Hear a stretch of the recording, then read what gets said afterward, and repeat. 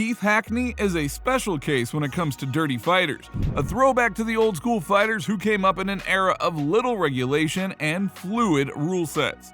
Still, in this time, Hackney managed to commit 2 major fouls that are still infamous almost 2 decades later. So let's take a look at what made the mullet-rocking giant killer such a dirty fighter. Now, when we say old school, we really mean it, as Hackney is one of the original fighters to compete in the UFC. He missed the boat on fighting in UFC 1 and 2, but debuted at UFC 3. At the time, UFC was more a martial arts versus martial arts matchup than the professional scene that we see today. C1, that was the last team we got. Emmanuel gets hit, he's down. So you often had single-discipline fighters taking on another single-discipline fighter to prove that their fighting style was superior. Hackney brought with him karate and taekwondo expertise. He started training at the tender age of 11, dabbling in wrestling, boxing, and tang soo do before committing to taekwondo and earning a second-degree black belt in the martial arts, along with a second-degree black belt in tang soo do and a fourth-degree black belt in kempo karate. Before stepping into the UFC cage, he was a martial arts instructor, so this was a real throwback to the days of you going out to represent your dojo and to prove that you were the superior fighter. Another famous martial artist who entered the UFC with a Kenpo karate background several years later would be Georges St. Pierre, but GSP is widely regarded as one of the nicest guys to compete in MMA, while Hackney leans more toward the bad guy image. So let's start with this lesser affront and save the real dirty move for later on. At UFC 3, all the way back in 1994, Hackney was matched up with Emmanuel Yarbrough. Hackney is not a small guy. His competition weight was in the 200s, however Yarbrough was 6'8" and weighed as much as 600 pounds. So you can see where the Giant Killer nickname originated for Hackney, and perhaps why Hackney was desperate enough to break a few honor codes. Take out Emmanuel. He doesn't have any choke. When the other guy has such a big reach and weight advantage over you, you might need to do everything you can to win the fight. So we do have some sympathy for Hackney for this one. When the fight started, Hackney prodded Yarbrough with some kicks before blitzing in and landing a great overhand right that dropped Yarbrough. Things couldn't have started off better for Hackney, but Yarbrough quickly turned on him and got on top. Hackney did manage to get back to his feet, and here's where you see some of the more amateurness of the early days. And through the other gate. The gates have broken open. As Yarbrough simply pushed Hackney into the cage and the cage door sprang open, and Hackney nearly stumbled out into the crowd. When the fight resumed, we saw Hackney bring out some of his dirty tactics after hurting Yarbrough again. Finally got the leg. Hurt him. Hackney sprawled to his side and began to land some heavy ground and pound. By today's standards, the shots would have disqualified Hackney as he landed several blows to the back of Yarbrough's head. But back then, they didn't have that rule set in place. However, even as kids fighting on playgrounds, you know not to hit the other kid in the back of the head. It's just one of the honor codes. But again, we can't blame Hackney for doing whatever he legally could do to get the edge on his opponent. And after some more clean strikes to the back of Yarbrough's head, the ref stepped in and declared Hackney the winner. You expecting this to happen? No, not in the least bit. I thought I would be able to mount the offense, and just wasn't able to put it together.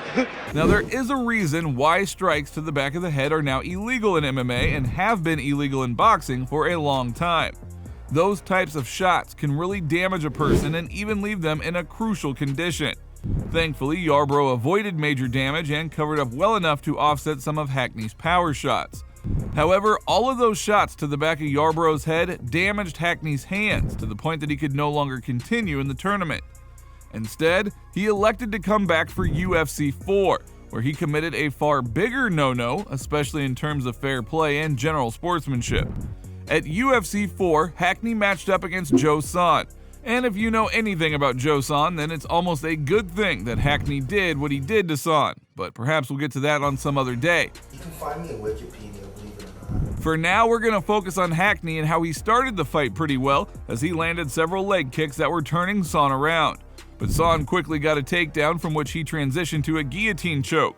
During this sequence, Son ended up on his back, while Hackney was on top. Here is where things get dirty.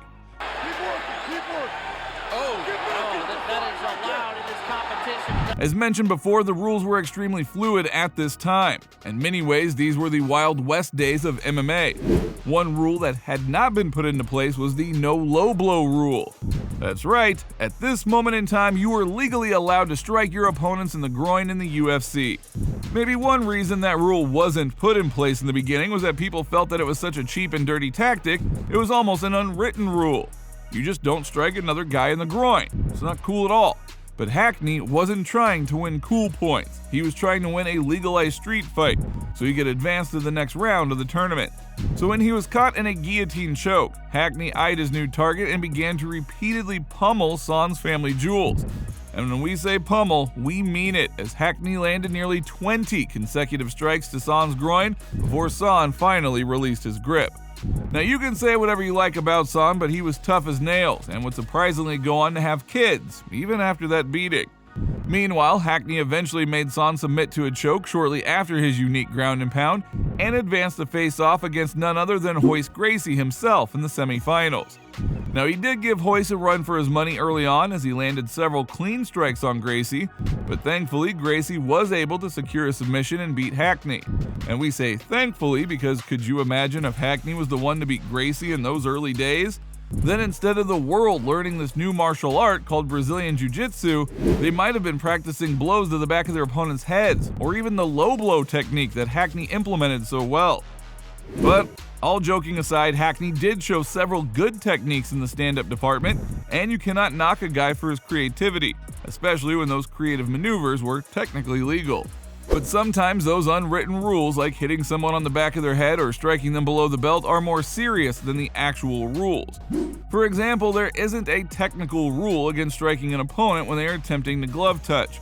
But if you do it, you're looked down upon by pretty much everyone, and might even get a berating by the UFC commentators.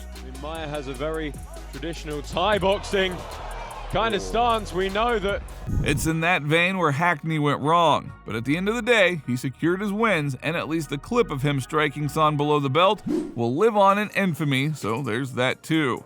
After his loss to Royce Gracie, Hackney attempted to come back for one final go at the Ultimate 1995 event, but he suffered a loss in the quarterfinals at the hands of Marco Ruas. So Hackney ended his MMA career 2-2 and went back to teaching his martial arts and even dabbled a little in films. If you enjoyed this video, then please give it a like and don't forget to subscribe to the channel. Hit the little bell beside it so that you're notified the next time we upload a new video. And with that being said, you just watched us break down one of the dirtiest fighters in MMA history, Keith Hackney. We'll see you next time.